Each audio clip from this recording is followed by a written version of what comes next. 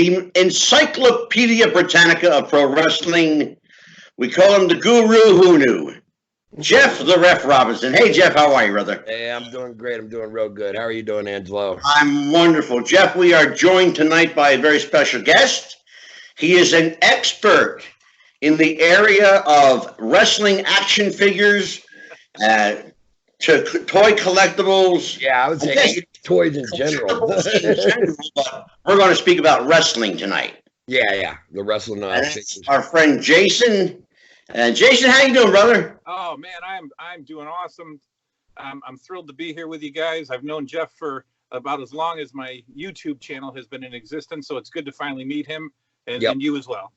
Yeah, he just real quick to tell you. I've heard a lot about you, and you and I spoke briefly over Facebook. Now, when I will tell you, I'm a little older than you. Now, I had a hell of a Hot Wheels collection when I was a kid.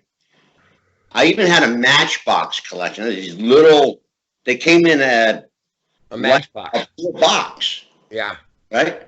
But Hot Wheels was my thing because they were one of the first collectibles that I remember where you could drag them backward and they would propel themselves forward. Sure. Yeah. You had those.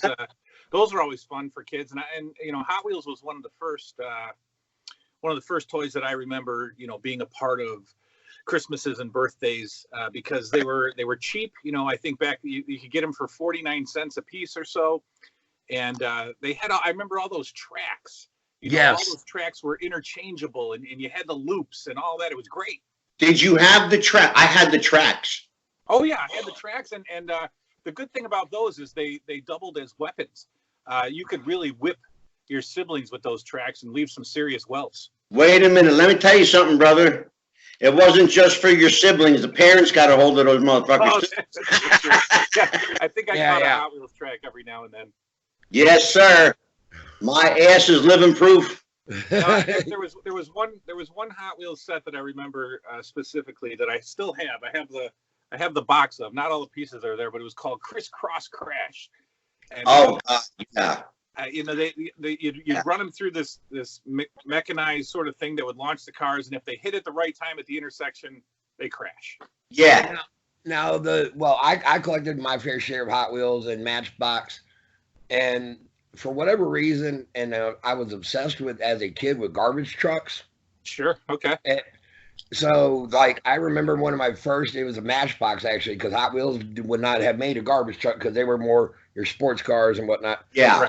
But the garbage truck I had, it had the little pullback mechanism to where you could actually put the trash down in and crunch it up. For whatever reason, me as a kid, I always wanted to hang on the back of the truck and yell, "Hey!" and throw the trash in, do the whole gimmick. So that's still my job that I never did that I would do for maybe a day or two is be a garbage. Same here. So I'm not the only weird kid from the 80s. No, I would love to be a garbage man just for a week though. Yeah, exactly. I had no desire to do that. I didn't like getting dirty. Well, you know what I would do? I would pick through everybody's stuff and I'd keep all the toys and things like that. Exactly. Yeah. So Jeff, what happened this week in wrestling? Finally, Seth Rollins turned heel. Oh yeah. And, all right. Last night they finally finished that little storyline off with Seth Rollins and joining up with the AOP, and he jumped Kevin Owens and laid him out. I mean, I'll tell you what, for that to have happened the way that it did, he started getting the boos, which is better than what the fans normally do, which is cheer whenever somebody turns heel for whatever reason instead of booing them like they should. Yeah. They actually, and they even started, a little a-hole chants at him, asshole chants, and a couple things, Oh, really? Yeah. It was like when he came back out and he cut his promo, and when he did, the thing was about the promo that he cut, he really, if the fans paid attention, it was a promo, but he was kind of still going at modern wrestling fans with what he said as far as, what do I got to do to make y'all happy? There's nothing I can do to make y'all cheer me. So it's kind of like, it was like a kind of shoot to a point that they let him, like scripted shoots. Yeah, there you go. Yeah. What they call a work shoot. I would say, and then the other big news was yesterday came out the Hall of Fame, the people. Oh yeah, The NWO. Yeah, and Batista, the NWO, Hogan, Nash, Hall, and X-Pac, who everybody considers the big, the original four. Yeah, you know what? And I will tell you, ordinarily, I would be happy, but I'm really not. They're honoring the same 4 or 5 guys over and over again. Well, keep in mind, those 4 is only going to be their second time of getting it. I agree with, no, I'm not taking away with what you're saying. I agree with you. Because there's plenty of guys, Uncle Ivan being one that is dear to my heart, that's still sitting out in left field and not being acknowledged. Right.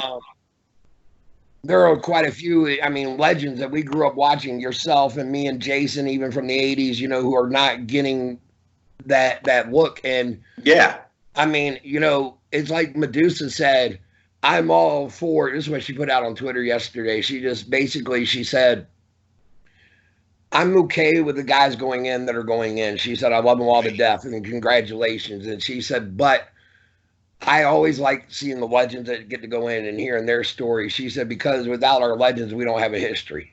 Exactly.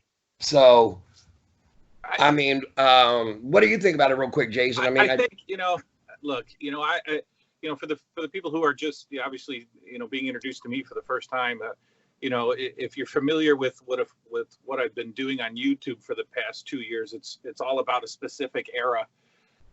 And, a lot of times guys who are partial or dedicated to a particular era seem to erase all of the other eras and not count them. And I don't want to sound like that guy, but I think the WWE Hall of Fame is just a marketing. It's not really. I don't see it as a true. No, I don't think it will ever be viewed as a true Blue Hall of Fame until A, they got a building, right? And B, they start doing the right thing. The committee of people that vote. Yeah. Exactly. If they do the right thing and allow the people to choose the Hall of Fame like every other organization does. Yep. Well, it's not the Hall of Fame. It's one guy's choice. Let's be clear. Well, it's Vince McMahon. Right. One guy decides who goes in. It's the people that are going to bring fans to the event. Wahoo McDaniel probably won't get as big a fan base as Batista and the NWO. Ivan Koloff won't get his fan base as the NWO. There is a building, and I'm familiar with it because it used to be about 3 hours away from me, and now it's moved to Texas. But the legitimate Pro Wrestling Hall of Fame. Yep. I went to 2 induction ceremonies in the past 10 years. Yeah, and they're fantastic. And what they did is first of all, they have a board of directors who votes. And it's somebody from every state. So they have 50 voters. Wow. And they have categories. So, they have what's called a pioneer category, which those guys are long gone. They're not going to go accept their award, but they're going to get voted in. And then they have a television. They have a television era category. Jason, did you go to the Hall of Fame in Newton, Iowa? No, and that's the other one that's very popular. They do an induction ceremony every year as well. The Iowa one. Right. This one was first in Amsterdam, New York. Yeah. And now it's in Texas. Okay. And they have a building. They had a building in Amsterdam, and they have one in Texas. And a lot of those guys, they had a protocol. Like you had to be retired for an amount of years, and you had to fit into a specific category. So the guys that belonged in there are in there that belong there. To me, Batista. I guess if you want to see the WWE Hall of Fame as a legitimate Hall of Fame, you can't wrap your head around Batista. That's not a Hall of Fame. That's not and that ain't a dig on him, but what did he really accomplish? Not at all. Not a dig on him at all. To me, a Hall of Famer is a guy who's got gray hair and who's been around since 1970. That's a Hall of Famer. Well, and also, I would even say this about Batista was you look at his run, and it was only 5 years at most. Exactly. And so, yeah, you may have been over, and you may have been popular, and yeah, you may have been Yeah, Jeff, let's be honest about it, okay? He's not going in for what he accomplished in the WWE. No, he's going in for what Jason said. He's going in because of his name, and that's going to be what draws fans. That's it. In because he's a multi-million-dollar drawing actor. Yeah. That's doing tons and tons of movie and drawing ticket sales at the box office, and people are coming to see him. Exactly. And all I got to say is, I'm sorry, Jeff. No, go ahead, Jason. Sorry. The house is going to be packed with NWO fans, which was one of the biggest marketing, genius ideas of the past 30 years of wrestling. The crowd is going to be packed with NWO shirts. Yeah. And to me, though, to not have Eric Bischoff included in that, and I know that those are your original four, but to not have Bischoff included, that's kind of a smack in the face, in my opinion. Well, and I think you understand, Jeff, why. Well, no, it has nothing to do with him having just gotten fired and all that crap. It has everything to do with him just getting fired. It may or may not, but I'll say this: he's still disagree with me if you like, and I'm sure you will. But here's my thought behind it. Why would you bring a guy back? If I'm Vince McMahon, and I know that I want these guys in my Hall of Fame, right? Why am I going to bring back a guy who I just freshly fired? And really, it wasn't his call, but he was the one who had to do it. Okay, why did we put in the Ultimate Warrior when we made a trash DVD and said pretty much the burial of Ultimate Warrior? Why did we put him in? Well, let's be honest about it. The Ultimate Warrior's wife, Dana Warrior, politically, what's the word I'm looking for? She lobbied for that spot. They went to Warrior and they asked him to come in. He went in. It was all before he died. I understand that. And he turned them down, not once, but twice. Well, so did Honky Tonk Man until they came in with the right number. It wasn't until Dana Warrior, his wife, went to them and said, would you put Jim in the Hall of Fame? Well, I mean, whatever it was, money talks or whatever. I mean, my point is now, my friend, you got your finger on the pulse. It's all about dollars and cents. Well, no, but that's what I was going to say is, the old expression, brother, money talks and bullshit walks. I mean, I will bet, sure. Even though he's not going in with the group, I will bet that Eric Bischoff will at least be in attendance. I mean, he pretty much even said so. So he's there. But now, what else I was going to say was, God bless Batista, though. If him and Dana Brooke are legit, my man, bravo, kudos to you, buddy. Good for him. I cannot fault him on that one. I mean, the guy got into wrestling, I think, at a super late age. I think he was in his mid-30s before he even got into wrestling. Yeah. And it's just, you can't take it seriously. I don't take it seriously. No. When there's guys like, and maybe some of these guys are in, and I'm not aware, but is Don Morocco in? Yes. Ivan and Nikita Koloff, like you've said. Right. Is Magnum TA in? Ronnie Garvin. Right.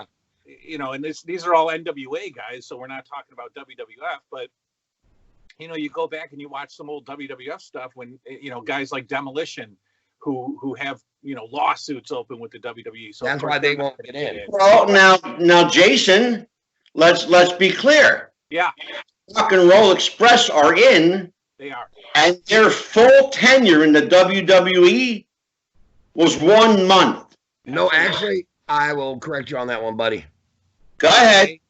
They had a run. It was actually, they signed them to a 3-year, it wasn't even the Rock and Roll Express. It was Ricky Morton. 3-year deal. Robert was never even part of it. They brought Ricky in when they did the whole Smoky Mountain deal. And then when they did the NWA, when they had the NWA invasion going on with Jeff Jarrett coming in. Yeah, I remember. And shortly after that, then they used Ricky for Shotgun Saturday nights and Sunday Night Heat job matches, basically. Right. I saw one here in Hampton where he faced Mark Marrow. And, and it was a 3-year deal, but I've talked to him about it. He said, brother, why are you going to look a gift horse in the mouth when they're wanting to pay you $300,000? But they didn't work out the 3 years. Doesn't matter. You're trying to say he only was there for a month. I was correcting you that they were there for longer than that. What I'm telling you is his entire run did not exceed 30 days.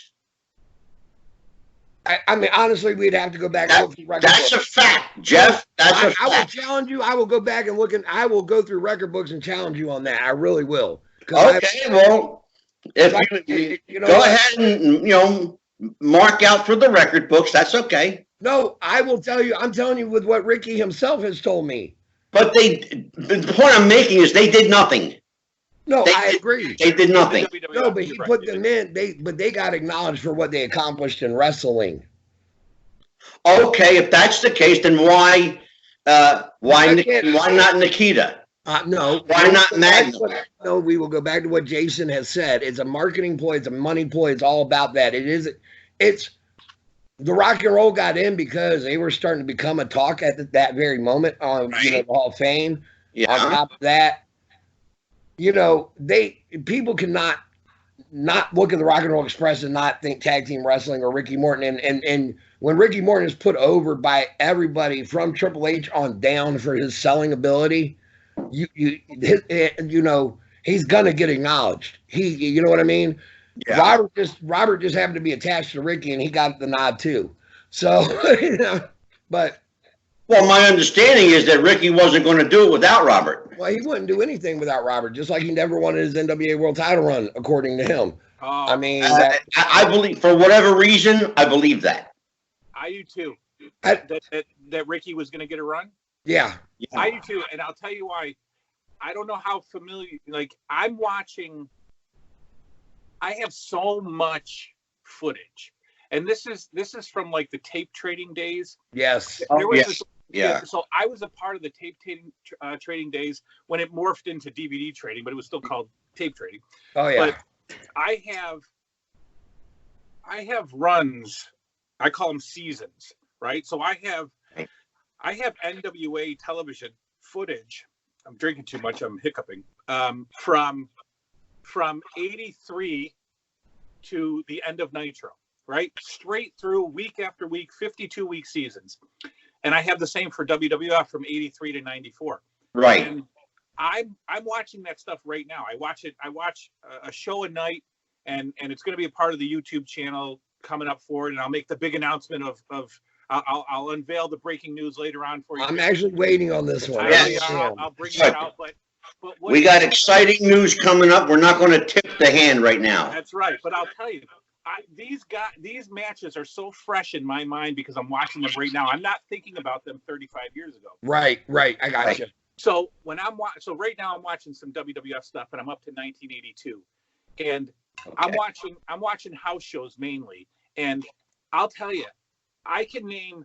Last night I watched one of the best tag team matches that I've seen, and you know who it was? It was Johnny Rodz and Jose Estrada taking on Tony Gurria and Steve Travis. It wasn't even Rick Martel. Martel was gone.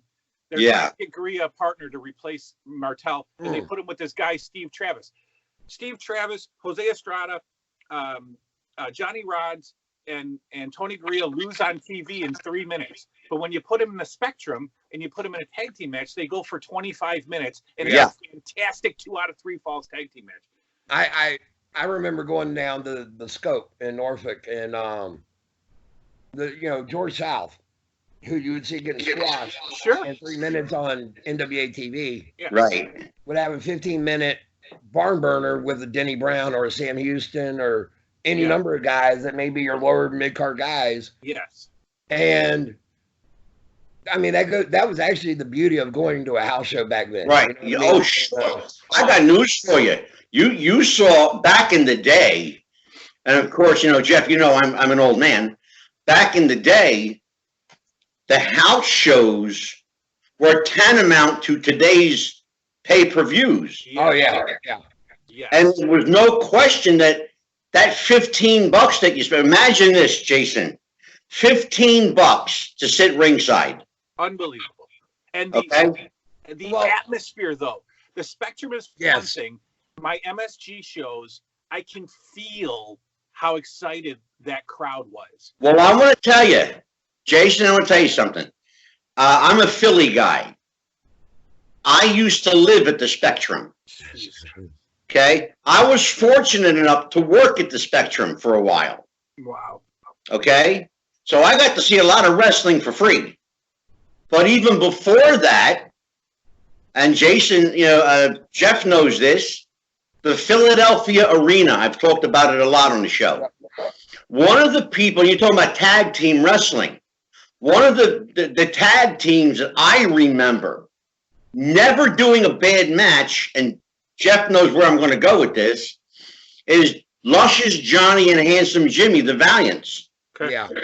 Okay, they spent a lot of time at the Spectrum and a lot of time at the Philly Arena. This is a great time to let you in, Jason, on what's coming up. I'm going to show everybody that's watching us on YouTube. What a great segue. Well done. This is called Woo Mercy Daddy, the Jimmy Valiant story. We will have Jimmy Valiant live on the show January the 21st. And he's going to talk about his book. He's going to talk about how he and Johnny met, how the name Valiant came to be. Wait till you find out that one, and you're going to go, no shit, when you hear it. But I remember, you're talking about the glory days of tag wrestling and the Spectrum. God, I remember seeing Hulk Hogan. Listen to this one, Jeff. Hulk Hogan as a stone cold heel, taking on in the main event. Main eventing was Tony Mr. USA Atlas. Yeah. Coming out to thunder, the building shook. I came out. I'll say I like to have a lot of my little younger friends that are only in their 30s, young 30s, and 30 to 33, we'll just say is the age range. So I got about 10 years on them. Right. And I'm like, and they're wrestling fans of today, watching today. And then I'll throw on a match from the 80s. And I don't care if it's NWA or WWF, I don't care. Right. Like, listen to that crowd compared to today. And I'm like, I can't compare. I said those fans were losing their mind from the beginning to the very end of that show. Yeah. And I mean, you talk about the building rocking. I mean, when the Rock and Roll Express would come out, you would feel that ground shake underneath your feet. Yeah. And Jason, there were two, in my view, there were two glory periods in pro wrestling. Now, your special love for this one period, the 80s. Sure. Okay.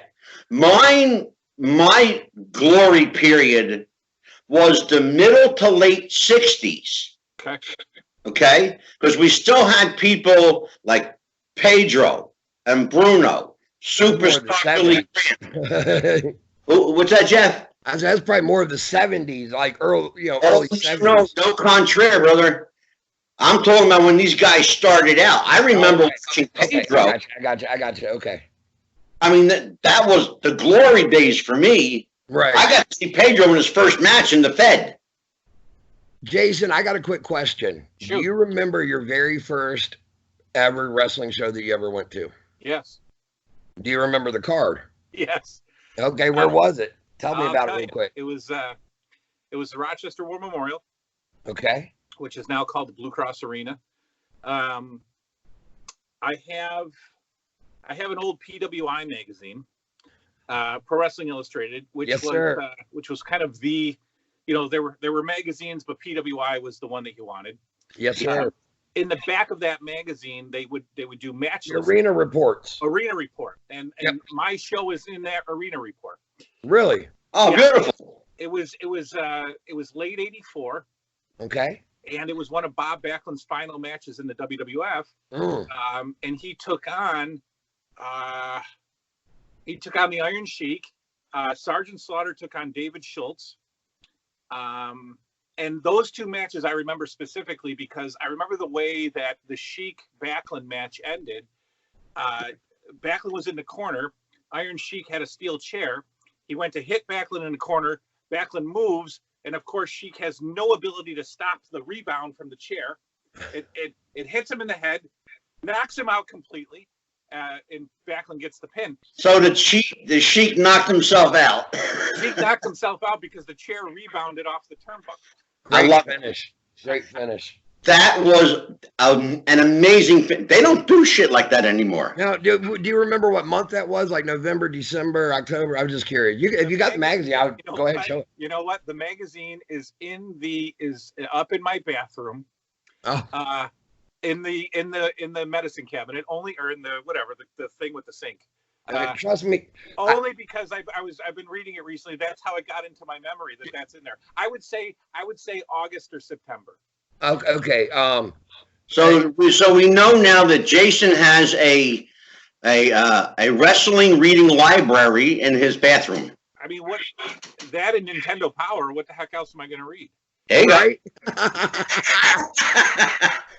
Okay, Jeff. What else happened this week, brother? I mean that. Honestly, it was kind of a slow, newsworthy wise, it was kind of a slow week. There wasn't too much that, everybody was jumping on. Nobody said any offhanded comments that everybody blew up on, or anything like that. I would say, I guess the other big deal was the AEW, only beat out NXT by 6,000 when everybody was trying to blame it on Thanksgiving before and whatever else. Yeah. Jeff, let me ask you a question. Yeah. Are the smart marks paying way too much attention to the ratings? Oh yeah. Okay, you can put your phone down now. Sorry, I had an important text. Hang on. He's texting me. Yeah. I know what he's doing. He's looking up match results. Nope, I'm actually not. No, I did have a legit text. Sorry. Okay. Sorry, when my mom texts me, I got to answer her. Okay, that's a legit excuse. That one I buy. So you will not be fined $5,000 now. No, you were asking, do I think that they pay too much attention? Absolutely. I think. Yeah. Well, okay, keep in mind, those of us who lived through the Monday Night Wars, which I mean, Jason, that was, right when we were in our late teens and early 20s. And I don't know, how old are you exactly, Jason? I'm 43. Sorry. Okay, so you're right. I'm 42. I'm getting ready to be in the same ballpark, right? So I'm the old guy. The Monday Night Wars, we didn't really care about ratings until they started making a big to-do about it online. Yeah, they told us about ratings. Yeah, there you go. And then I think fans now want to go, oh, look, they're dying. They want to point the finger and go, here's why they're failing, instead of just sitting back and enjoying it. Exactly. I mean, I'll tell you what, I had a friend of mine, and he said, he really kind of hit the nail on the head as far as this AEW, NXT, and you got your AEW diehards out there that are on Twitter and Facebook and wherever else. And they will fight you tooth and nail about why that product is the greatest in sliced bread and why Kenny Omega should be God and whatever. Well, we're gonna have that discussion. Well, that's the topic, Jason, for a whole show, by the way. That we're going. I'll chime in on that too. I mean, I would love to. You know what? Why don't we just get a commitment from you now? When we do that show, I'd love to have you back. There you go. I got nothing going on Tuesday nights at 8:00. So, I'd love to be a part of this whenever you want me to be. Awesome. Beautiful. The ratings thing that we were talking about back in the day, Jeff, that, first of all, TNT would replay Nitro at 11. Yep. And so they gave me the gift of being able to watch Raw first. Yep. And then watch Nitro at 11. Yeah. And then, there were some nights when I would just record one or the other and watch them both. And so ratings today, that most of us are watching both shows. We're just watching one later. And also, how many people DVR it? How many people are even going? I mean, when I can sit there and watch NXT live on Wednesday, or I can go and watch it 2 days later on the network. Doesn't matter. Yeah, and we should point out that those numbers don't count for ratings. No, they don't. So I don't know that it's a true reflection of what, that they're. AEW's ratings, I think, matter a little bit more than what WWE is doing, only because AEW doesn't have that presence of a stream. Yeah. Jeff, you know what William Shakespeare said? Go ahead. William Shakespeare said, "It's much ado about nothing." Yes. Yeah, go, Jason. What were you gonna say? When you have a new product like AEW, the ratings is a bragging post. They can say, look what we're doing. The WWE doesn't need to brag about anything. There you go. Hey, thank you. So AEW wants to say, look, we're beating them in the ratings. They need to say that. I hope they continue to beat NXT so that they continue to have the confidence and to grow and thrive. NXT doesn't need the ratings. They're a gazillion-dollar company. Exactly. And that's what the average fan, even to some extent, the smart mark, I don't know how smart these smart marks are, but they're all missing that. It doesn't matter. The company is WWE. It's not NXT. That's not a company. Right. That's a branding tool within WWE, just like Raw and SmackDown. Well, what I was going to say was what my friend said, and this is what he said. AEW fans remind him of Dallas Cowboy fans. Okay. That no matter what, they will find an excuse for why they didn't do something, and then they will hammer home why they're the best. Oh, well, naturally. Dallas Cowboy fans will go, well, we have 5 Super Bowl rings. Yeah, well, in 13 years, you haven't done shit. But we got 5 rings.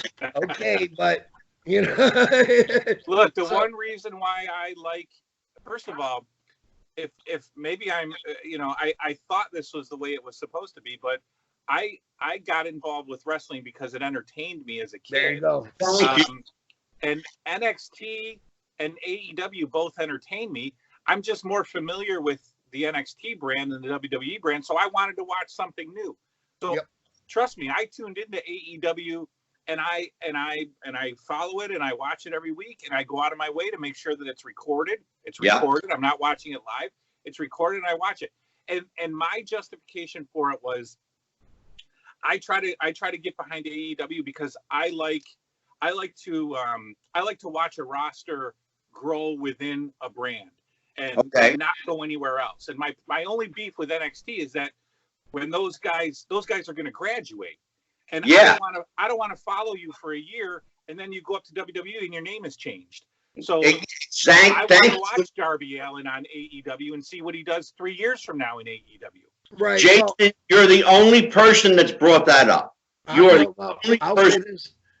Tommaso Ciampa said something that I will not be surprised to see a lot of NXT guys starting to take this road, which is I'm happy here. I will make less money, and that's okay. But I know my schedule. I'll be able to have a longer career doing NXT than I would on the brand.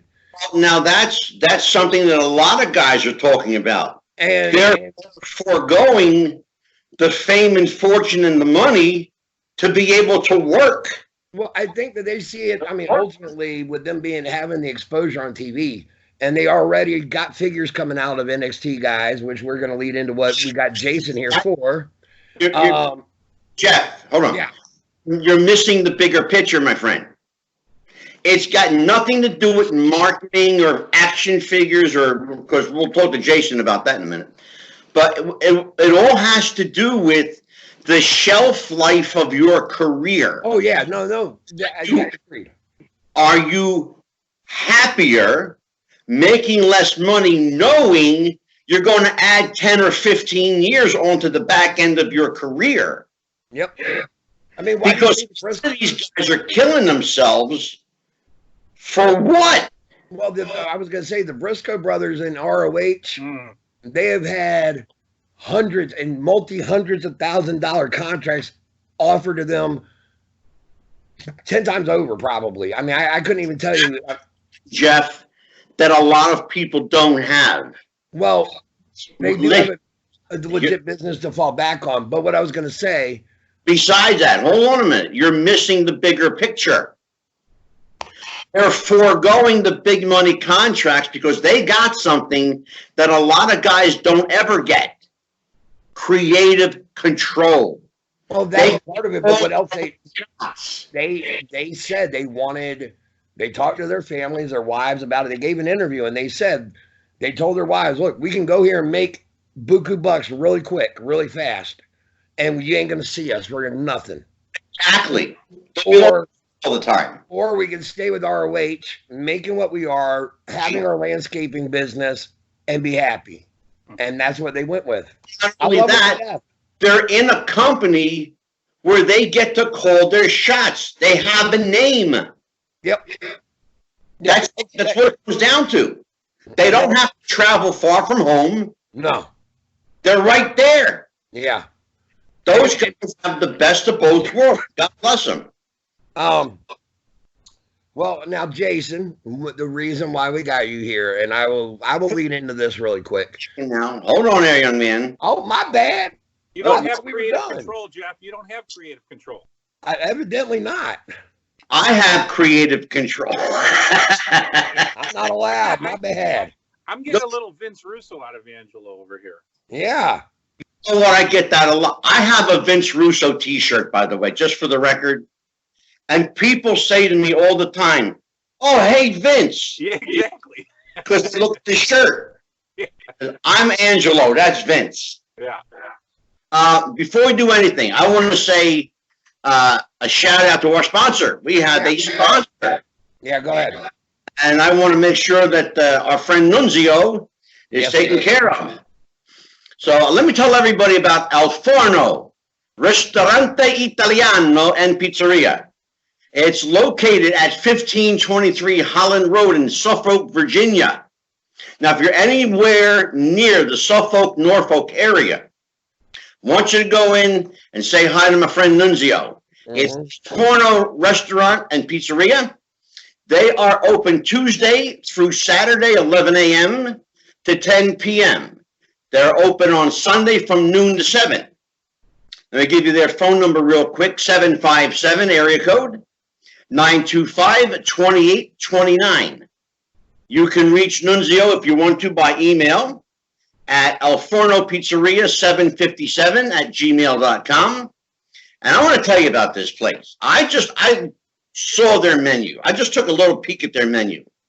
And then I took a bigger peek at their menu.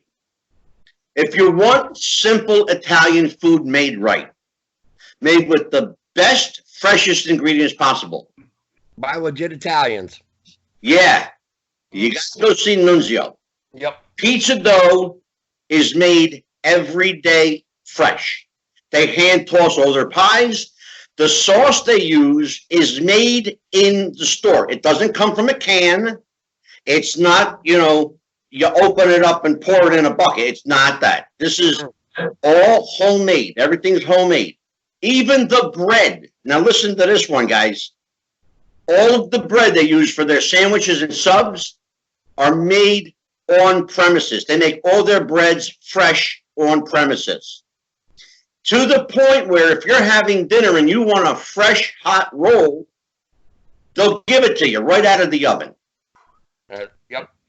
And then they're happy to do that, by the way. All you got to do is ask them. Yep.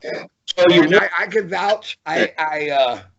I can vouch for how wonderful they are and great and tasty and all that good stuff. I eat there at least.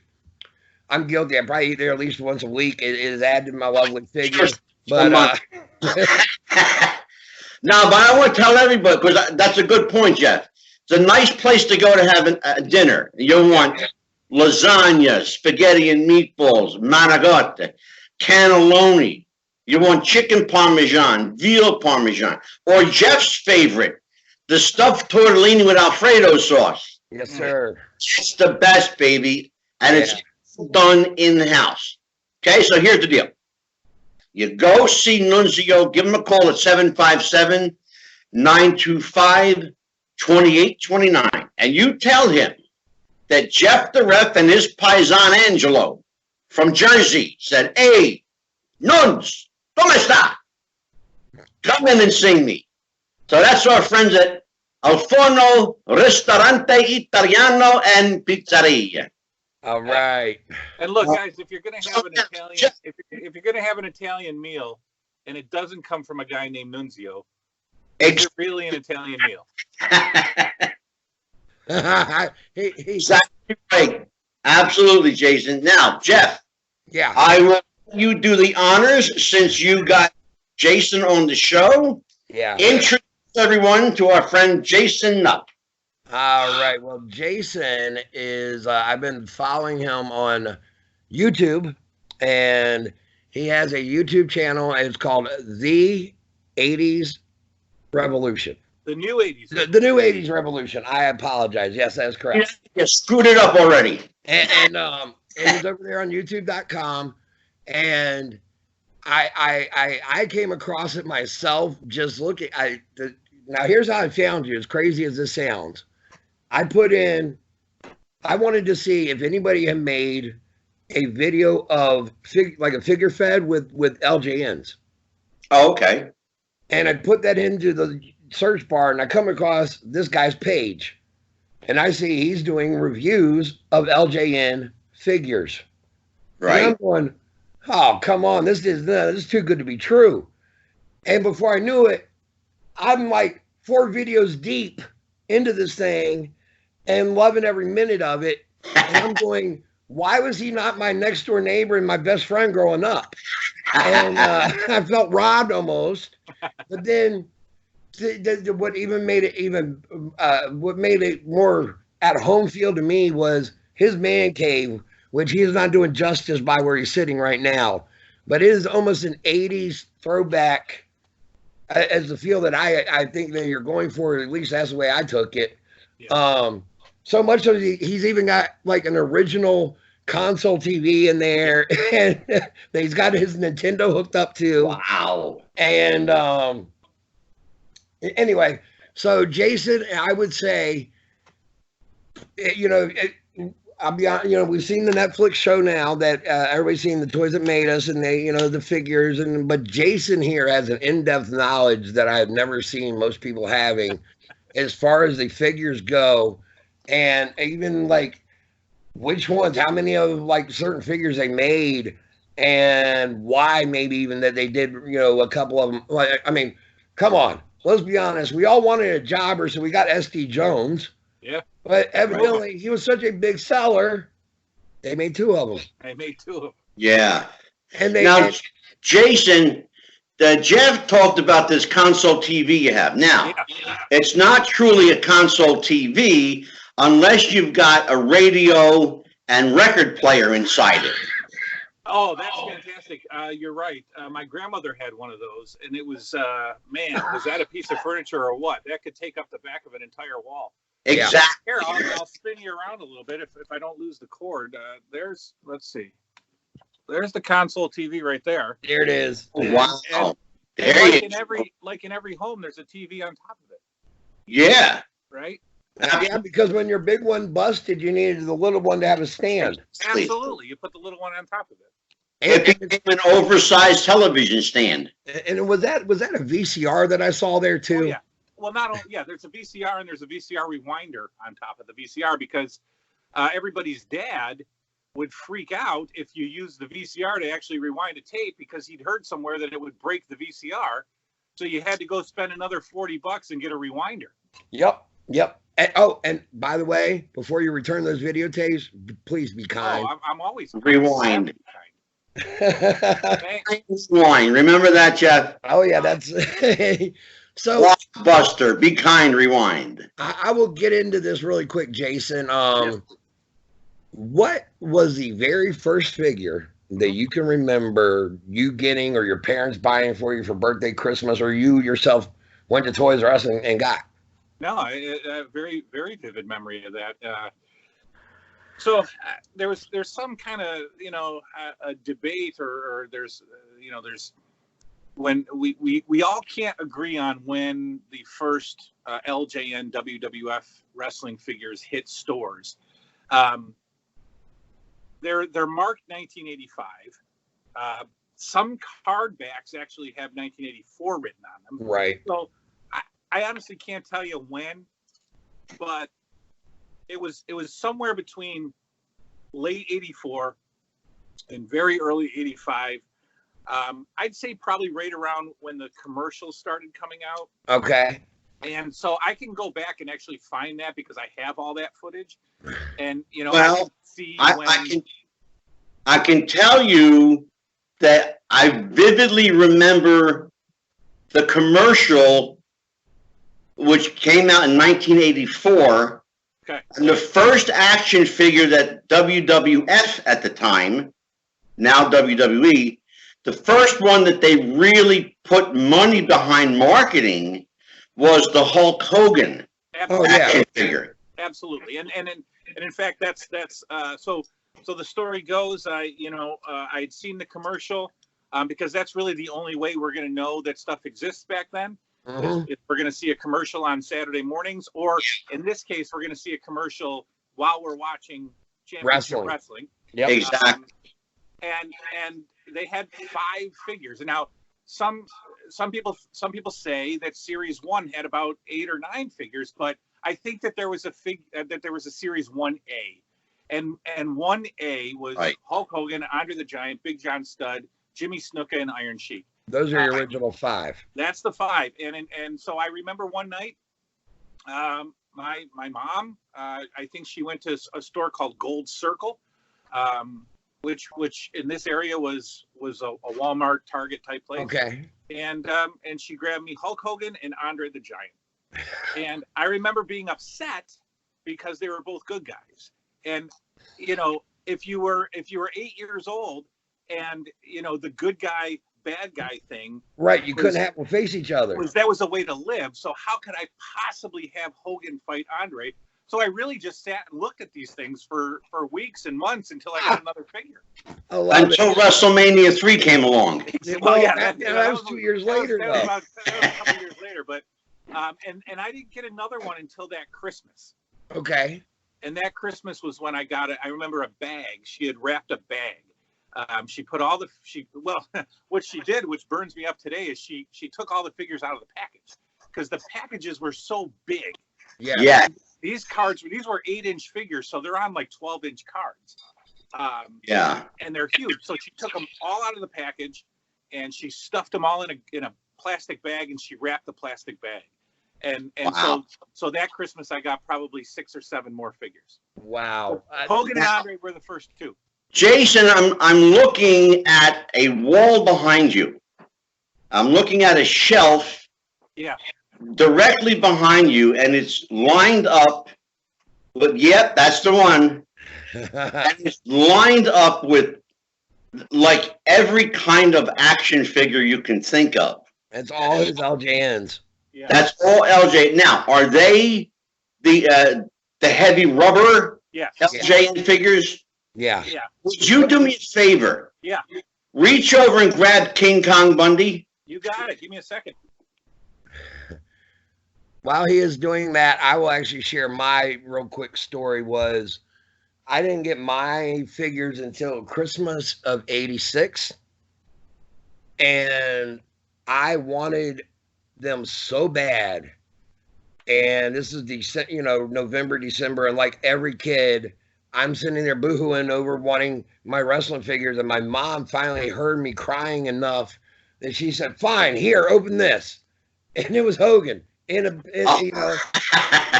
she gives me Hogan, and I'm going, okay, but I need somebody else for him to face. And she's like, that's all you get until Christmas. And I was like, okay, that Christmas, talking about how big they were, and she couldn't figure out how to wrap them like most moms and dads. Right. She took mine, still though, she didn't take them out package, but she kept them, and she stuffed them all down in one of my sister's old Cabbage Patch doll boxes. and then she wrapped that. And then, oh my God. And then now my mom was a single mom, and she did not know that, and this is 1986, and she didn't know that there was an LJN WWF ring and an AWA Rimco ring. Yeah. So my mom, being a single mom shopping for Christmas, she bought me the cheaper one, which was the AWA Rimco cardboard ring. It was tiny. Yeah. So I go to have, Christmas Day, I open up, I got my figures, and I go to have Hogan facing whoever, and one move and his foot's on the rope. I can't count to 3. So I didn't hilarious. get the LJN ring until 1987, and I got it with the steel cage gimmick. Yeah. And then, but I had to learn how my legs, certain Indian style, served as turnbuckles, invisible ropes. Brother, I'll tell you what, it was rough being a poor kid with no ring. Jason, hold up that Bundy figure. Yes. There he is. Look at him, everybody. Okay. I had that. I threw it away about 6 months ago. My dog got a hold of the leg. Yeah. I looked it up just for shits and giggles. Even with the chewed leg, it was still fetching $60. Oh, sure. And listen, these things. And that looks like it's in mint condition. Well, yeah. I mean, I'll tell the story about how these all came back into my life. And I asked you to get Bundy for a specific reason. I knew Chris. That figure actually brings back bad memories for me because my sister got pissed at me one day in a fight and she zinged it at my head. Guys, and it hurt. You hit somebody full on with this. Look, you're going to give them a concussion at least. I was going to say, I think I had like a legit, concussion from where she zinged it at me. This is solid rubber. I mean, yes, Bundy, because they made him proportion to his weight. Absolutely. I'll tell you what, and that Bundy figure, what could you really do with him other than the big splash in the avalanche? Here's the thing, though, my friend. We had something back then that children lost probably around 1994, and it's called imagination. Amen. Thank you. Let me tell you. You took the words, Jason, right out of my mouth, brother. These, I could spend, the tagline on these things, and I think I learned a little bit about that Netflix show. Just jumping ahead real quick, these figures were meant to be. Original idea was to have them the bendy size. Yep. Which was about a GI Joe size, about 3.5 inches. Right. And they sent the full size ones as kind of like a, hey, this is what you're gonna get. Prototype. Right, a prototype. They tripled it in size, and these took off. So the tagline on these was twist them and turn them into all kinds of wrestling holds. Right. That's not possible with these at all. No. Especially with Bundy. That was my figure 4 right there. Yeah. But so we didn't have 27 points of articulation like we do now, guys. Exactly. Right? And so this, you just used your imagination. If you wanted to throw a punch, you threw a shoulder and it was a punch. There you go. I spent, if you watch the YouTube show, I talk about how much time I spent, and it is not an exaggeration by any means, and it probably says a little bit about my social life back in the 80s. But I'm with you. I was with these dolls 365 days a year. Yep. Jason, I have a question for you. It's a technical question. Yeah. Are they dolls or are they action figures? You know what? Honestly, ever since I was 9 years old, I've called them wrestling dolls. Okay. Now, let me ask you a question. Yeah. Does your collection extend to the ever popular, and Jeff knows this one, the ever popular wrestling pillow buddies? Oh, I don't have any. I know he's got one. I had two. Yeah. I had two when I don't know. I was probably 13 when they came out, maybe a little younger. And I had Hogan. Well, actually, I had Hogan, Warrior, Savage, and DiBiase. You had pretty much all of them then. Yeah, I guess so. Other than Warrior, I think you had them all. Warrior, Jeff, wasn't Warrior the last in the set? He was, and it was. I mean, and he was like the last one. I mean, because it was supposed to be Savage and DiBiase were your heels, and because it was Macho King, Savage, and Ted DiBiase, $1 Million Man, and then it was Hogan, brother, and Ultimate Warrior. Blah, blah, blah, blah. But I love that commercial because I used to always quote it with my friends. I mean, years after that commercial aired, the wrestling buddies, the pillow guys, this dad goes in the room. He's like, boys, what are y'all doing? Drop kick. Who's that? That's Hulk Hogan. I don't know why that stuck with me. You know what stuck with me about that commercial is that they had ring ropes around their bed. No kidding. I was jealous. And that was remember? Could you imagine that? Yeah. Now, I got to ask you, Jason. I think you probably even say this on your YouTube channel, but I'll ask you here on our show. Yeah. Did you favor LJNs over the Remcos? Yeah, I did, and it was only because of what I was exposed to. I mean, in upstate New York, WWF wrestling was on TV probably 3 or 4 times a week, maybe more. Wow. And that's how I discovered it. I mean, I discovered it. I tell the story too on the YouTube channel. I discovered wrestling at midnight on a Saturday night at 8 years old, and it's like, well, how did that happen? Well, it was the 80s. And I had cable in my bedroom at 8 years old. Right. Jason, did you grow up with the Vince Senior's product? No. My first exposure 84. to wrestling was probably a little bit of Georgia Championship Wrestling on TBS. Was probably the first thing I saw because it was on 6 o'clock on a Saturday. And you got your television from the greater New York market? Yeah, we did have some. So I was upstate New York, Rochester. We did have some. I did have WWOR, and I did have WPIX. Okay. But mainly we were talking about Rochester stations.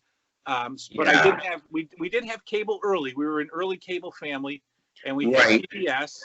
And so I got to see Georgia Championship Wrestling. But I remember the most mainstream exposure for me was I was watching TV late at night. Again, I've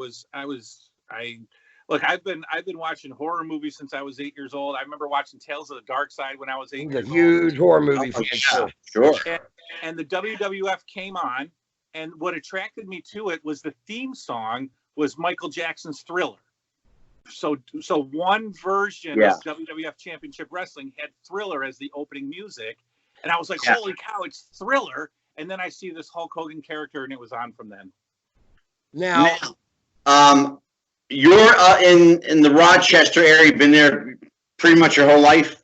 Yeah, my whole life. Yeah, I'm from Philadelphia, and we had, of course, Georgia Championship Wrestling. We actually had wrestling from the Sportatorium. Oh, sure. We had AWA, and every now and then, if the wind blew just right, we'd get wrestling from Florida. Oh, yeah, Mike Graham. Yeah, exactly. The Graham territory. Eddie Graham, Mike Graham, yeah. When cable came along, we were able to get signed WOR and the PIX Channel 11 from New York. Yep. And then I got to see some of the Madison Square Garden stuff where I'd only seen, at that point, the Spectrum. Okay. That Madison... So... That Madison Square Garden stuff, house shows, again, as a kid, you don't know what's coming. We're in an era where we're not getting we don't have the internet to tell us what's going to be on TV. Thank God. And I'm not really scouring the TV guide as an 8-year-old. So coming across a house show for the first time blew my mind. Yeah, and then we got, and you probably watched the same thing I did, we got the MSG network. Yes, that's what I'm talking about. Yeah, exactly. Yeah, and they showed, I think it was every house show from the MSG network. It was like from 1984 through the 90s. They showed every house show that they ever ran there. Well, yeah, but what I was getting at, Jeff, was and Jason would know this. You're probably old enough to remember this. There was every 3 weeks, the WWF would run a new house show, right? Like every 3-4 weeks. Yeah, it was about 4 weeks. Yep. Mm-hmm. Would show, they would take one of those shows, right, and show the entire show on the MSG network. Correct. That's what I remember. I want people to understand that. You were seeing it, later, but the point was you were seeing main event matches on television for free. And that's what blew me away the first time, guys, because I'm watching, if you're watching WWF Championship Wrestling at 8 years old, you're seeing an hour of job matches. You're seeing promos for house shows that I'm not going to. And Right. this is way before pay-per-view. Yep. So when I found the MSG house show, if you remember, what they would do is, as they were going to a commercial or as they were coming back from a commercial, they would put graphics on the screen of the match that was coming up next. Yes. And here I'm used to watching, Adrian Adonis squash Jeff Craney. I'm seeing, right? In about 49 seconds, now I see a graphic for Andre the Giant versus Big John Studd. Yeah. Coming up next. No, And that I will say, I am jealous of that the WWF was able to work that with the MSG network, Philly Spectrum network, and then the Toronto network, where they aired all the house shows for the fans in those markets. Yeah. I wish like hell that Jim Crockett had done that for me as a Mid-Atlantic fan. Well, the Philadelphia Spectrum purchased a network called Prism. Yeah. Oh, no, that's what I was saying is they had the Prism network, and MSG had the MSG network, and then Toronto had theirs. Yeah. WWF And Prism, and I'm going to tell you, Jeff, Prism was a direct result of the MSG network because they saw how popular MSG was, particularly two things sold the MSG network. Hockey and wrestling. No, not hockey. Basketball. The New York Knicks. Okay. Basketball and wrestling. I will, again, I will felt tell you, robbed. Jeff. I felt robbed as a fan for not being able to get the house shows down here from the Mid-Atlantic. We darn sure didn't have MSG or the Spectrum. I did not even know about those until the tape trading days came around. Right. Just to show you, you were pretty close to the mark because in Philadelphia, it was wrestling and hockey. The Philadelphia Flyers. Right. Now, So And that was at a time, I should point out to people, that was at a time when the Philadelphia Flyers were called the so-called Broad Street Bullies and were beating the piss out of everybody that they played against. right. Here's such a great thing. Again, you guys are talking about this from memory, and I'm literally watching. So last night, again, no exaggeration whatsoever. Last night I watched a Philadelphia Spectrum house show from about September or October '82, and these all have commercials. So the best part is they're advertising the heck out of the Flyers, and Right. what the Prism and the MSG show channels would do is they would have these big sporting events, but then they would also run movies. And Yes. so it was almost like this premier cable network. Right. It was not an all sports network. And so the house show last night, again, you've got your probably 4 or 5, jobber matches that are going 12 to 20 minutes. Right. I kid you not. And they're really great competitive matches. And so you get to see guys like Steve Travis, like I mentioned, showcase his style. And last night, Snuka took on Backlund. And I don't have the TV footage to go with it, but it must be the time that Backlund and Albano started to split because Snuka is cheered out of the building in Philly and Backlund is booed. And the announcers are having a hard time explaining it. Well, I mean, the thing that Backlund back then was starting to, unfortunately, he was losing his luster that he had from the late 70s, early 80s. They were turning on it, absolutely. And let's give a shout out to the announcers, by the way. It was the late, great, of course, Gorilla Monsoon. Yeah.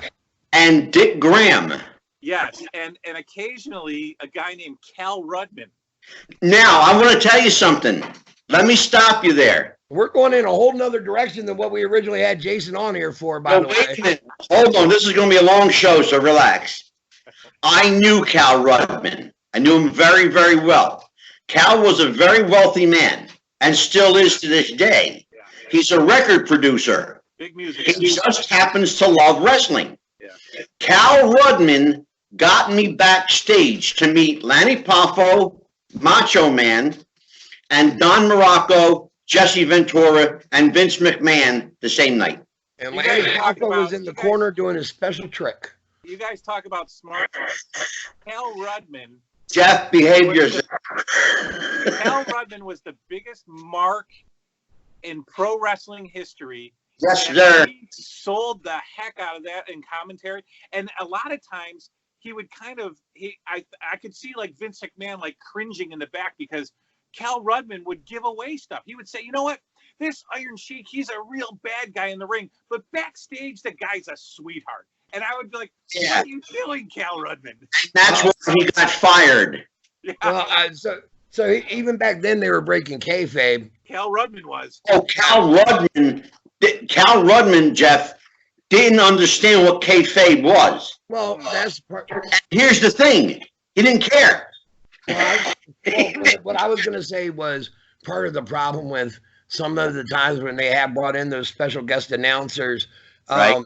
It was even, oh crap, I forget who it was. They had brought in the WWF. It was one of their times that he decided, Vince had a hard on for Jim Ross and wanted to get rid of him for whatever reason. Right. And he brought somebody in, and this guy, I mean, he was so atrocious to the point. It was a pay-per-view, live pay-per-view.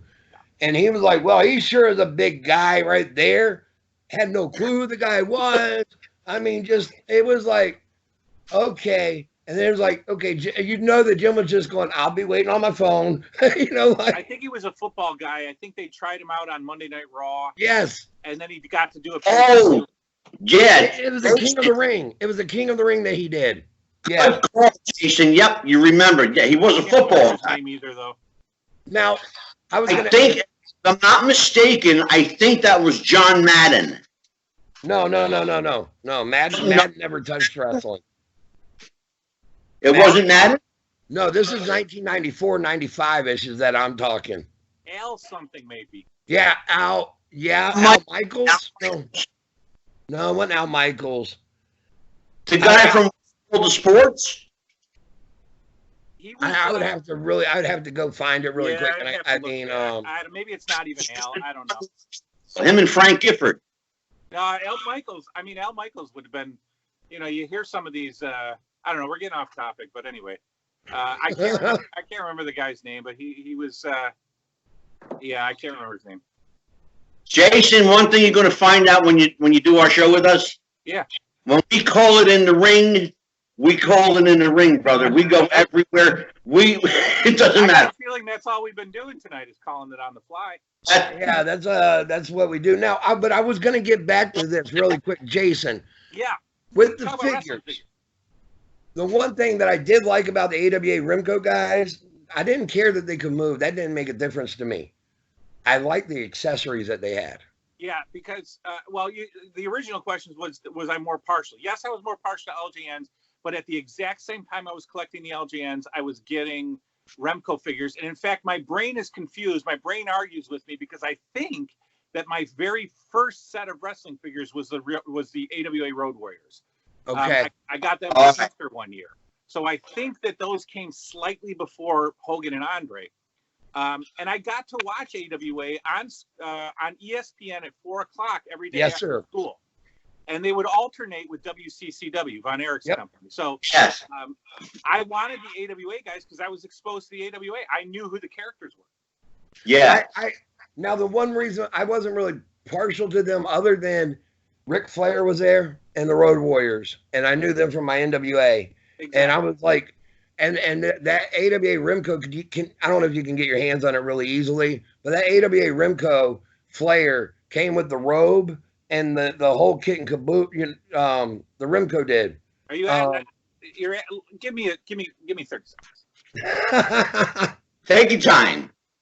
But by the way, Jeff, I'm looking at Jason's collecting. I mean, that's an amazing collection he's got, and that's only what we can see. Yeah. Oh, there it is. Oh, look at that. And that belt is a replica of the original 10 pounds of gold. Right. Yeah. And that, wow, for a young wrestling fan, that is like pinpoint, other than the 6-pack of abs. Yeah. Jason, hold that up to the camera. I want people to see that. Look at that. That thing is a thing of beauty for back then, man. It's got the replica belt. It's got Robe. the robe complete with the fur. And complete with the big nose on Ric Flair. Sure. It's proportioned to Flair. Exactly. Other than the six pack. The only problem with AWA figures is that Remco, obviously saved money and made them off of one body type. So there's not a day in history that Ric Flair Never has had those abs Never. and those back muscles. Look at that. Yeah. The best, I mean, those traps could those traps look like the size of the Road Warriors traps on the figure. But you're right, Jeff. I did enjoy these figures because at the time, 85, the LJN figures didn't, there weren't a lot of accessories. You got a hat maybe. Yeah. With these guys, you got this, really, really great quality robe. Exactly. And what always confused me as a kid was what the heck is the AWA marketing the NWA world title? So Right. I'd love to talk to somebody from Remco one day to figure out what was the connection between the AWA and the NWA. I got it. I actually do know this.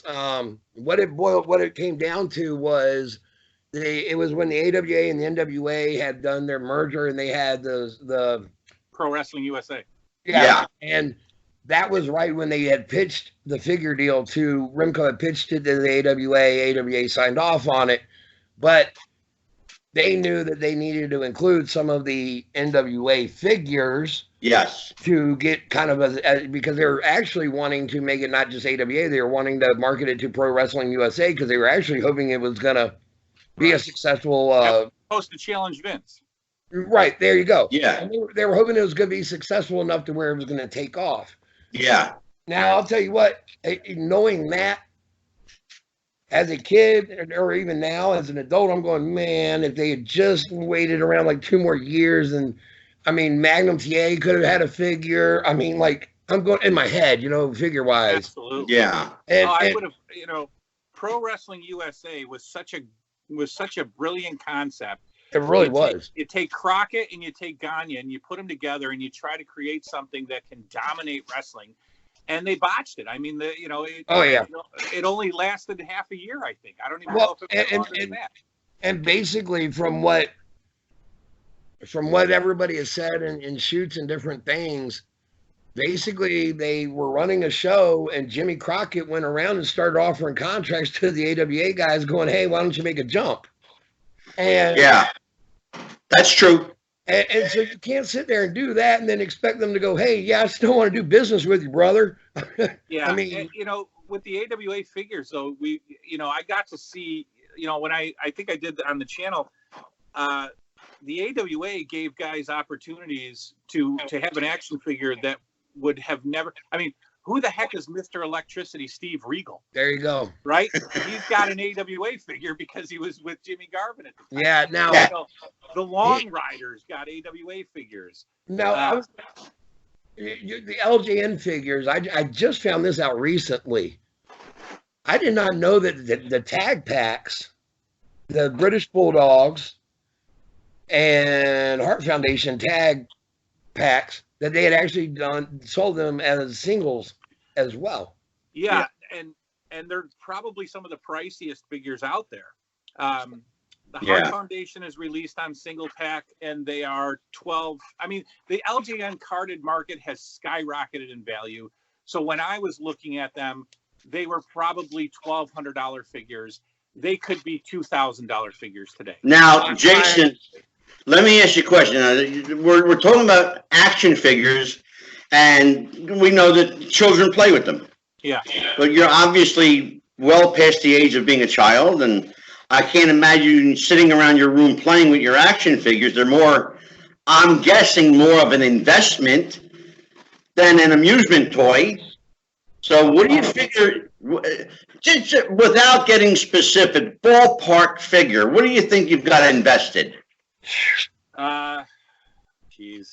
Invested? Not say what they're worth. What do you figure you paid for just what I can see? Okay, so that particular line, we'll say the LJN line. I started buying these about 20 years ago. Wow. When eBay first started being a thing, I bought these guys back. I brought them back into my life. I had sold them before for beer money. I No, it's 100% true. Back then, I was honestly cheap. I was paying $4 or $5, $10 a figure. Even the figures that are going for hundreds today, you could sneak and get for 75 or so back then. So altogether, maybe that collection over there probably cost me maybe $1,500 to complete. And today it's probably, if I put the whole lot on eBay, it's probably just the loose figures alone is probably 5 or 6, I guess. Yeah. Now. Okay, yeah. Well, that's what I'm getting at. What led to you getting back into collecting them again? I gotta ask. Man, I'll tell you. So these, I remember moving into my first apartment, and I could buy beer. I was 21 years old in my first apartment, and and I brought these with me. So even back then, I was still loyal to them, and that was my original collection from when I had as a kid. So I remember bringing them to my apartment and packing them away in the closet and making sure no girls saw them when they come over. But I also remember going up and getting a pizza and a 6-pack of beer on a Sunday and sitting on my hardwood floor in my apartment playing wrestling figures. There you go. And that's a true story. But around 22, my friends were going out one night, and I didn't have a job, and there was a store up the street that bought old toys.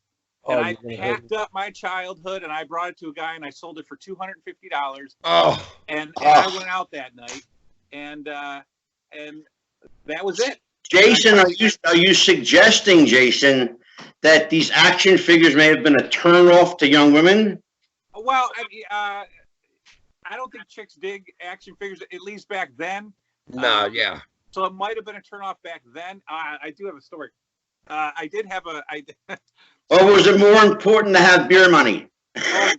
Absolutely. I mean, the 3 or 4 guys were going out, and I was left out. I didn't have a job. I was a 22-year-old guy. I was living back home. The apartment failed. I moved back home. I brought these guys with me. I shoved them under my bed. And one day I sold them.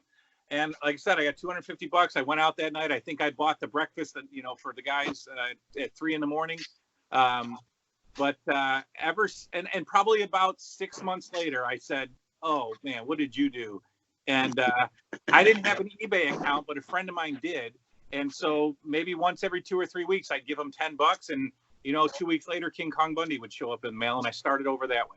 There you go. Now, you said you had a funny story about girls and the figures. Go ahead, shoot. Go for it. Man, oh man, I was about 22. I was living at home, and I had met a girl, and she was a little bit more advanced than me. She was a couple years older, and she had her own apartment. And I had her over one time, and we were hanging out in my room. It was about 11 o'clock at night, and she reached under my bed for whatever reason. I don't know why. Maybe she dropped something on the floor and went to pick it up, but she reached under my bed and she pulled out a wrestling figure. And she said, "What the hell is this?" I said, my little brother was over. I didn't have a little brother. My little brother was over, and he was playing with these, and he left them under my bed, and she broke up with me about 2 weeks later. But I don't know if. Oh my God! I think Angela's trying to get at what girl's gonna want to get with some little nerdy guy collecting figures type thing, but. I suggest that. Yeah, you did even the other day on when I showed you. But yeah, damn straight I would. I will say this: my girlfriend now supports my wrestling habit. She knew when she got with me that she fell somewhere in line underneath wrestling, and she knows it. I mean, like, she's been over here for pay-per-views, and I'll ignore her basically, and she knows knows her place, but she knows that wrestling is going to come, and she, I got my figures. She'll buy me figures, whatever. Oh, yeah. Now you're talking LJNs and stuff like that. I was going to tell you what's funny is I've got a friend of mine, him and his brother, to this day, they have with the new figures, the elites, right? They got their own figure fest going on. Sure. And I'm like, okay, I don't get being able to play with them. I don't need 27 points of articulation to throw a punch. And they're like, he's like, okay, show me how you used to do a match. I got loose LJNs. I went right over. I sat here in my bed. I crisscrossed my legs, and Jason answered that question earlier. It's called an imagination. Yeah, exactly. And I had a full-on match, and his wife was watching this, and his wife goes, "What Jeff is doing is far more entertaining than anything I've ever seen you do with your figures." Right? Look, even King Kong Bundy can do a figure four. Oh yeah, the figure fours back in the day. The only guys I got here are Flair and King Kong Bundy. This was a figure four back in the day. Ready? There it is. There's the figure That's four. It. Now I got to ask you this, Jason. Something I was guilty of because they didn't make certain figures. How many of your guys ever doubled for somebody else? So many. Good question. Good. So many. Let's see. Roddy Piper. I wasn't the biggest Roddy Piper fan. I love Roddy Piper the person. Right. But I couldn't. I wasn't into him as he was just. I didn't like playing with him as an action figure. I didn't know what to do with him. So I turned him into a different character. Jimmy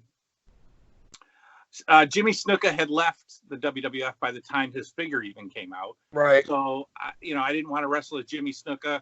And around like 86, this guy named Siva Afi came in. Yeah. So my Jimmy Snuka was Siva Afi. Who the heck? Now, how many? You mentioned the body types, right? Yeah. You showed that Flair figure. How often did you just pop the heads off and put a different head on? That's taboo. You don't do that. You don't. No, I'm sorry. I didn't know the protocol. No, but I tell you. But forgive me. No, but I did. Jesse Ventura and Bruno Sammartino were a tag team called Thunder and Lightning. Yeah. Who else? Bruno and Jesse. I turned Hillbilly Jim heel one year, and he was this this Bruiser Brody type character. Oh my God! I love it. Yeah, it was so fun. You ready for this? Hulk Hogan doubled as Brian Pillman for me. That's because great. he had the clothesline. Yeah. Right. So I could do the air Pillman with him. And Paul Orndorff was Sting. I don't know why, other than he had that pose and I could, do press slams with him and things like that. Now, I got to ask you this. Maybe you know, maybe you don't know. Yeah. Why is the Paul Orndorff figure so much bigger than some of the? Paul Orndorff's the tallest LJ. Paul Orndorff and Greg Valentine are the two tallest LJNs there are. And there's no reason. No reason. They tower over everybody. Yeah, you just brought something that triggered a question for me. Go. You might know, and Jason may know. The difference between the figures that were already pre-posed and the figures that were flexible. What's the difference in the collectability of them? Is there a difference? No, not at all. A difference in the initial purchase price? Oh, purchase price for the Bendies is way cheaper than the LJNs. Yeah, Bendies were probably $3.99. LJNs were $7.99. These solid figures were $7.99. Right. AWA Remcos were probably in the $4.99 market, and I think it's all based on size and packaging. And I think Angelo's asking though nowadays how collectible are the Bendies versus. Not in comparison. The Bendies average probably $8 to $10 each. If that, and it would really depend on who it was. I mean, and you really got to need them because I won't spend 50 cents on a Bendy if I don't need them. There you go. Now, Jason, how collectible are these figures today in comparison to when you began? Are they still? Do they still have intrinsic value? And you understand by that? I guess we could probably say slightly more today. Really? Even though these things, these things were, were very hard to keep on the shelves as a kid. Right. I remember my grandparents and my mother driving from town to town, looking for a figure that I needed. Yep.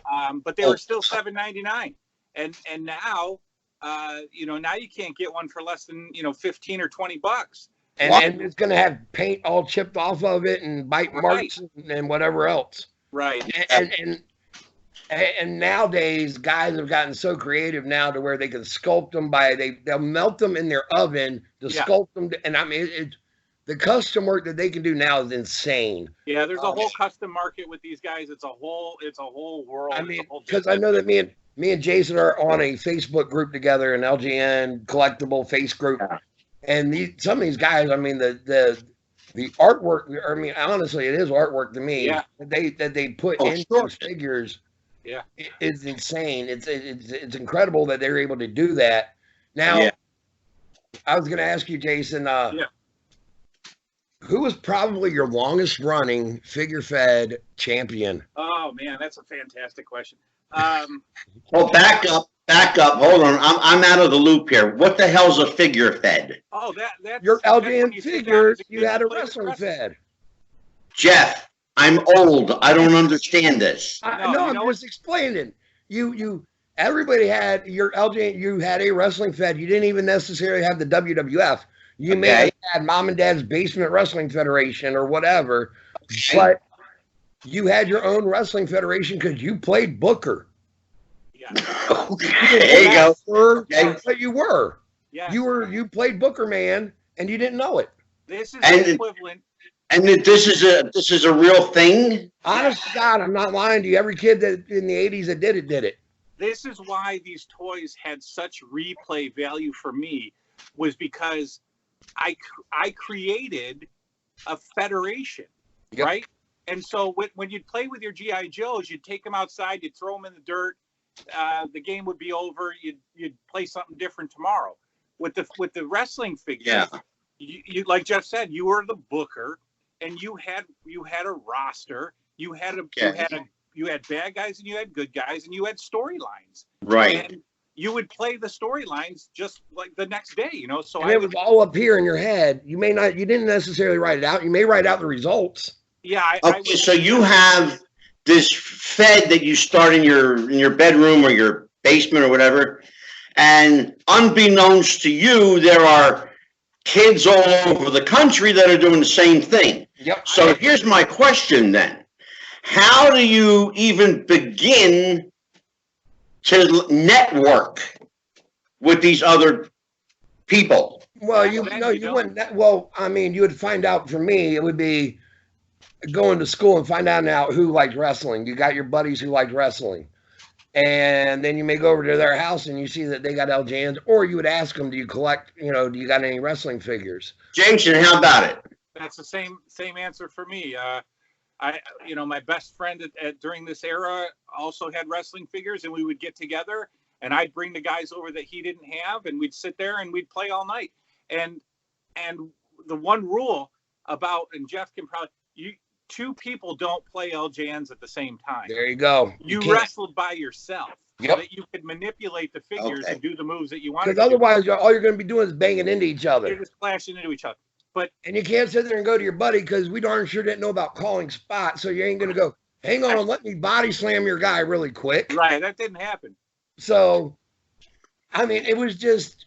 That's fascinating to me. It was fascinating. You would determine who was going to be your champ. You would have bad guys turn good. You'd have good guys turn bad. You'd have tag teams break up. When you got a new character, you'd bring him into the federation. I remember going to Toys R Us and buying Billy Jack Haynes and Ken Patera and introducing them to the federation. It was just so fun. And the thing is, it was so ongoing. But the best part, the guys never aged. It was like The Simpsons, right? Hulk Hogan was still Hulk Hogan 15 years into my play. Right? Yeah. And I'm not embarrassed to say, I played with these guys pretty consistently up until probably 17 or 18 years old. I would still keep this federation ongoing. There was probably a reason I didn't have a girlfriend until 19, but I kept playing with these guys until well into my adult. And it was just so fun. The longest reigning champion you asked, I mean, it was easy to give the belt to Hogan and, Yeah. and let him be the champion. But, I mean, Randy Savage has been a champion. Ricky Steamboat, Terry Funk, Bruno Sammartino was a champion. He came out of retirement. He was a bad guy when I brought him back. It was so Wow. fun. It was so fun. Now, was there anybody? I guess I'll go with LJN figures.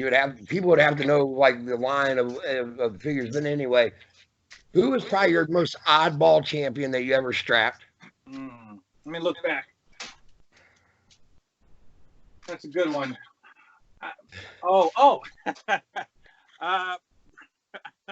Honestly, SD Jones, but not as SD Jones. SD Jones took on a new character. He was a guy that I named after a WCCW wrestler named Brickhouse Brown. Yes, sir. Okay. So SD Jones was Brickhouse Brown, and he was in a faction with Corporal Kirshner, who I just named Corporal Mike Kirshner, and the Don Morocco figure, which I renamed Mike Rotundo. So the faction, the threesome, was Brickhouse Brown. So it was SD Jones, Don Morocco, and Corporal Kirshner as this Right. unbeatable three-man tag team. And that's fascinating to me. And Brickhouse Brown got a run as my champ. Well, for me, it was Corporal Kirshner. I don't know why. I Okay. loved that figure.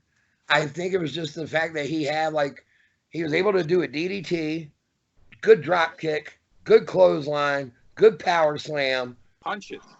Oh yeah, the punches. The one. I mean, him and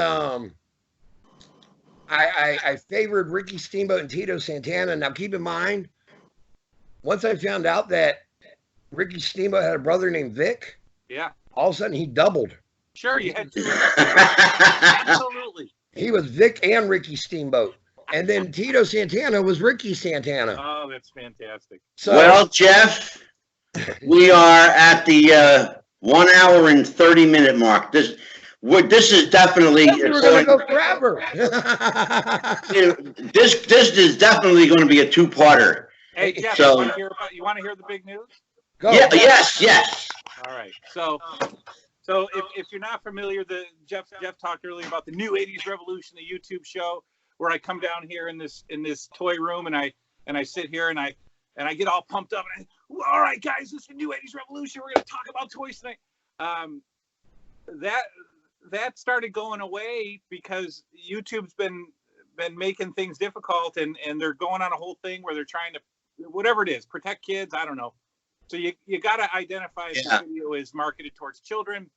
Oh yeah. And if they go in and they find that your video is marketed toward children, then they suspend you or they block money. And I don't make any money from this. I make probably $23 a month from YouTube, but they'll pull that $23. But more importantly, they'll pull comments from my video, and you won't be able to search for me. So that killed it. So I was going to go away and just say, you know what, this was a fun run. I made more friends than I've ever had in my life.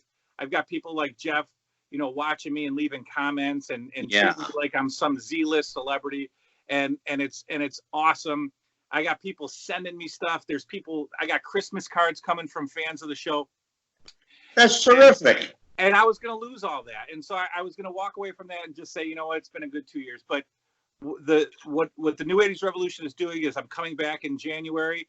Right. And the channel, we're still going to talk about toys until they tell me that I can't. I've started a new collection of G.I. Joes. I'm going to. That's what I'm looking forward to. Collection. That is a huge line to get into. It's so deep. It's By exciting. the way, my first action figure was not a wrestling figure. My first action figure, Yeah, Joe. my first and only was G.I. Joe with the Kung Fu grip. Oh, Kung Fu grip. So, That was Well, Okay. I've started getting into the 80s line. In fact, Sergeant Slaughter. And this there you is go. the view that Jeff is used to.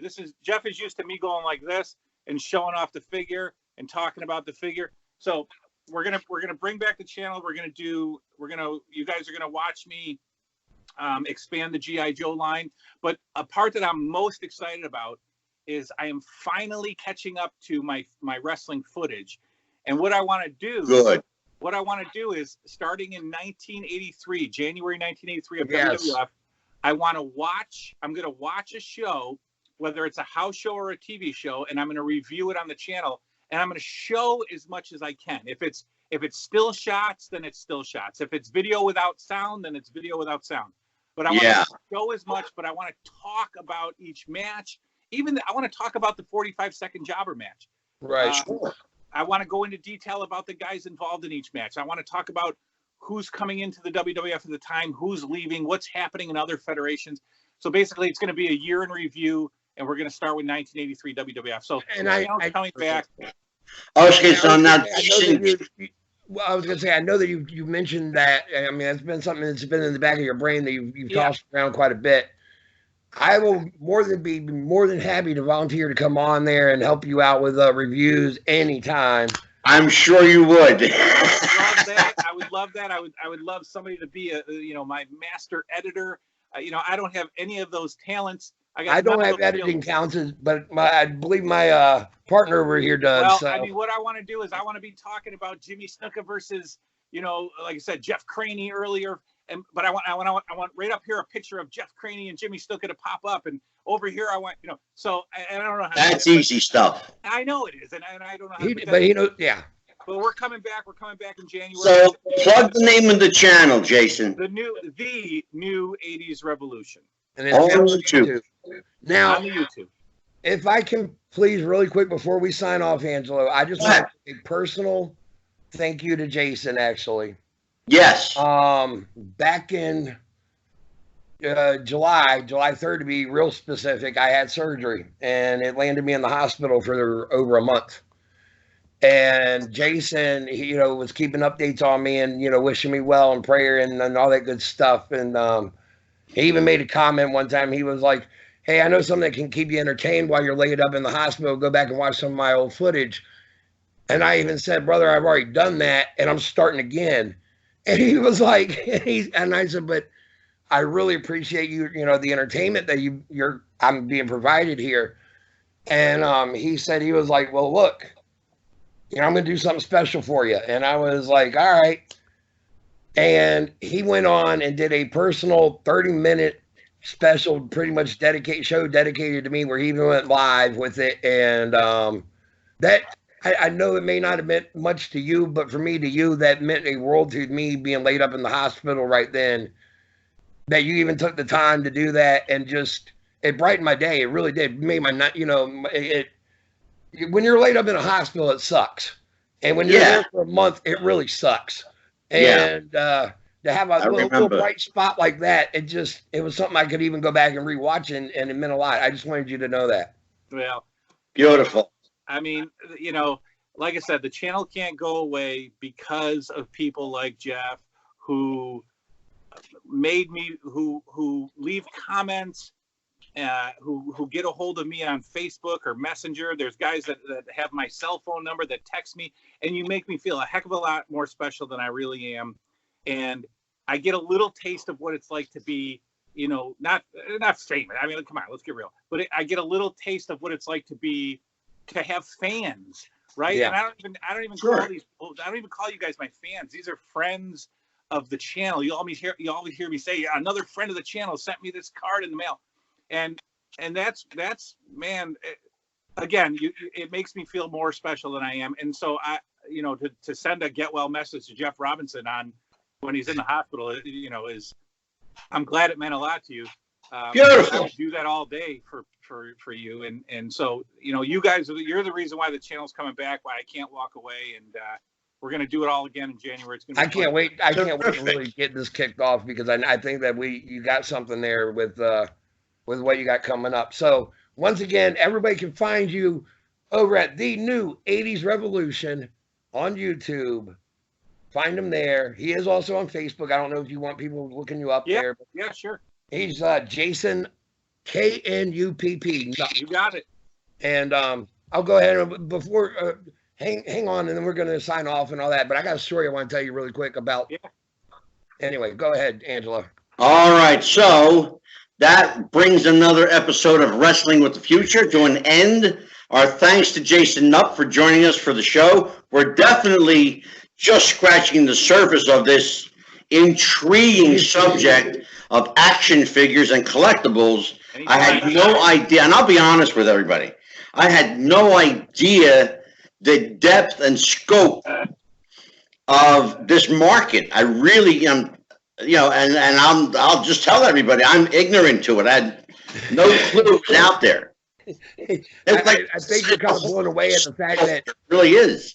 I think you're kind of blown away at the fact that here we are in the 80s playing Booker Man and not even knowing it, and there was kids all across the country doing it. We didn't know there were bookers. No, we didn't know what it was called. Right. That was all our imagination. Yes. So we got a couple things coming up, and we're going to bring Jason back for a part 2 of this. I have to at this point, because I'm looking at all this stuff behind him, and I want to know about all of it. Yeah.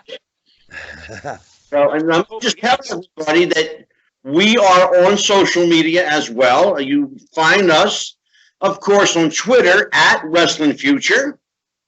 You can find us on Facebook.com/Wrestling with the Future.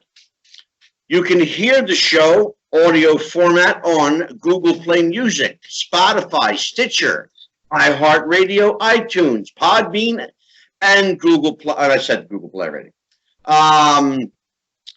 We are also in video format on YouTube. Yep. Just hit in Wrestling with the Future. There we are.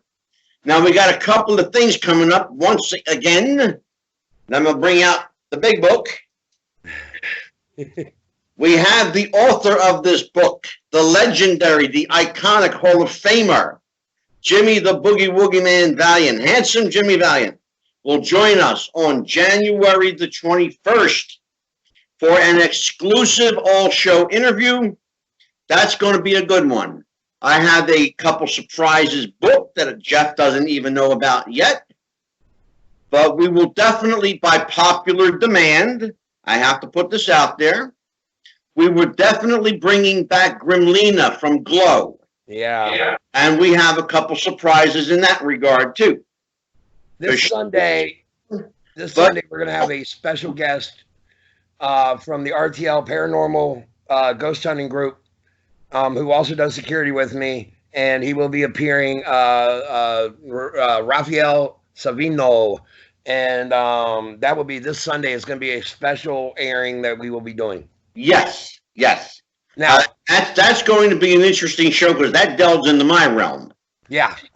Now you go ahead and what about NWA Dog Championship? Dog Championship Wrestling in New Jersey, formerly NWA Dog, is Dog Championship Wrestling. They are the Dangerous Adrenaline Wrestling Gladiators. And on December the 28th, they are doing the Holiday Star Wars show. And that will be in Glassboro, New Jersey, at the Max Fit Sports Center. J.J. Dillon will be there. Tatanka. Flying Brian Pillman Jr., the champion of that organization, Breaker Morant, who is also the Grand Prix, it's called Grand Prix Championship Wrestling. He's also their world champion as well, Breaker Morant. And what about my favorite tag team? And the tag team to end all. This is Jeff's favorite. He hasn't seen them wrestle yet, I don't think. But I love the name. They are the Old School Empire, and they are individually Patch and Big Vinny the Fixer. Oh, fantastic. Two Italian guys in their 50s that are as ornery as ever. And I'll tell you what, they are the hottest thing going up here. I love these guys. They're the best. And they're going to be on the show. I got them both. I will say this past Saturday, we had the VCW show with Mick Foley. Go over and find Vanguard on the Facebook, and you will see the video from where Mick was there and did an in-ring segment with local comedian Tim Louise. Mick Foley, class act through and through.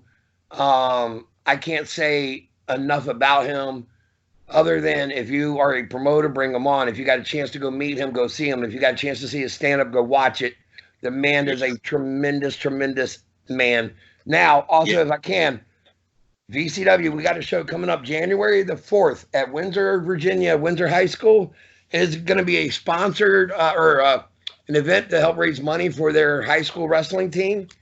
And we are bringing in the one, the only, Mr. Billy Badass himself, Billy Gunn. He will be coming in and taking on former champion Brandon Scott. And the winner of that match will get a title shot in the future against Gino. And I mean, Colby Carino is scheduled to be there. Gino's scheduled to be there, and of course, a host of others. So that's gonna be January 4th, Windsor, Virginia. Go to vcw-wrestling.com, get more information, or find them on Facebook. All right. If that's it, then Jason, you have anything else? We're good? Guys, thank you a million times for having me on the show, and it was absolutely my pleasure. And if please, when people say, "Look, I want to come back anytime," sometimes they don't mean it. I mean it 100%. Bring me back on. I could talk with you guys all night long. Yeah. Oh, absolutely. Oh, you're coming back. I got news for you. Yeah. I'm ready. Well, for Jason Knupp, for Jeff the Ref Robinson, the guru, the Encyclopedia Britannica of all things pro wrestling, I am Psychic Medium Angelo. Until next time, and you hear me say it all the time, happy wrestling, and we will see you later. Goodbye, everybody. Good night.